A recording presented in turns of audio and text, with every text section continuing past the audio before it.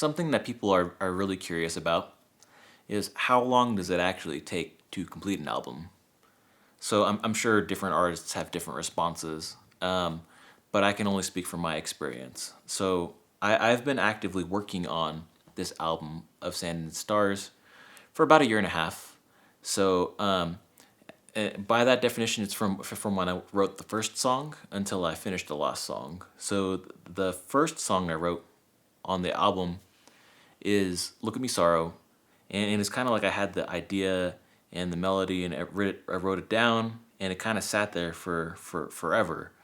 So the first song I actually finished was "Monoliths of Stone," and the last song I finished was actually the introduction. So the introduction is actually special because it has this poem, and I really wanted to integrate this poem into the album, and the poem I wrote 12 years ago. So you might argue, of course, like from start to finish, like first song to last song, year and a half. From the poem standpoint, of course, I wrote that poem 12 years ago. So you might say, okay, I've been actually working on this album for 12 years without knowing it.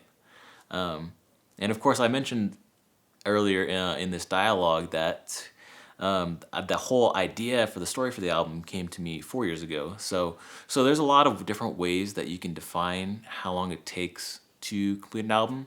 But under the strictest definition, I'll say it took me about a year and a half. And I work, and so it goes through spurts. From I'll have bursts of inspiration, and where I'll record several songs at once.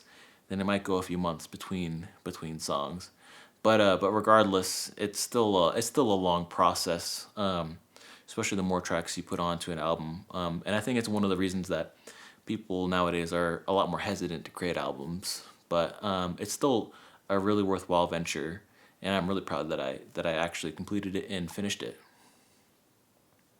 And so one of the biggest questions, one of the most important questions I've had to answer when asked about the making of this album is what is the biggest challenge that I faced in this whole massive undertaking, and that problem has many aspects, and so today I'll just answer this question with with three separate answers. So in terms of challenges, the very first challenge I can think of course, is just the obvious logistical challenge of actually making an album. So I mentioned before that I am a full-time engineer, so I'm currently working on my PhD in mechanical engineering, and of course it's that consumes most of my life, but with what's going on right now. So right now there's the COVID-19 crisis, and so much has changed, and it's been very very stressful for a lot of people, but especially for graduate students, because in the university system we have to bear a lot of the burdens, and so during this crisis, it has severely impacted me in terms of like how I do my work, in addition to not being able to perform music, which is such a huge deal to me, and so actually, I am thankful in a way for this crisis, because it did give me the opportunity to sit down and work on this album, and so for me it's not like I'm working a second job when I was writing this music. For me, it's more like I was very very stressed, during this crisis and before the crisis, and sitting down and writing this music, recording this music, working on it, gave me a way to focus my mind and calm down, and helped actually a lot with relieving some of that stress. Doing something productive made me really happy. So that's the logistical challenges of actually making an album. So moving on, of course, there's technical challenges. So when I released my first EP, Walking Forward, it was completely different genre. Not even anywhere in the same world as Of Sand and Stars.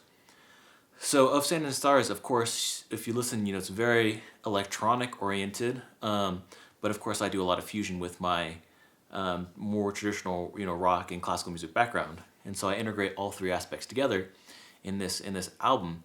But actually, working with these electronic instruments for the first time was really interesting. They had all sorts of frequencies that I'm not used to dealing with, and so that comes into play when I actually went into mixing and mastering the album. So that was a huge technical challenge, but in the end, I feel that the final result was much more polished than a lot of my earlier work, and just music production in general. I've just gained so many skills from making this album that I'm really proud of.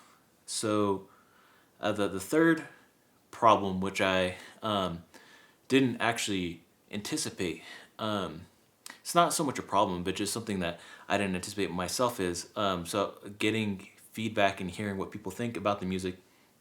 Of course, I'm trying to do something really new here, right? With this music, it's not any typical genre. I'm not trying to. I never was setting out to say I want to make a pop song. I'm gonna have a chorus verse, chorus verse structure. I'm gonna have these four chords, and we're gonna make it catchy. That was never my goal. I had all these musical ideas, and they mesh with a lot of how I interpret music. But when I present it to people, the reaction is always mixed. And of course, a lot of people don't like it, which is fair. It's not everybody's music. But that's I didn't make it for people to say, oh, it's so catchy, I love it. It is that artistic, the execution of this whole artistic vision.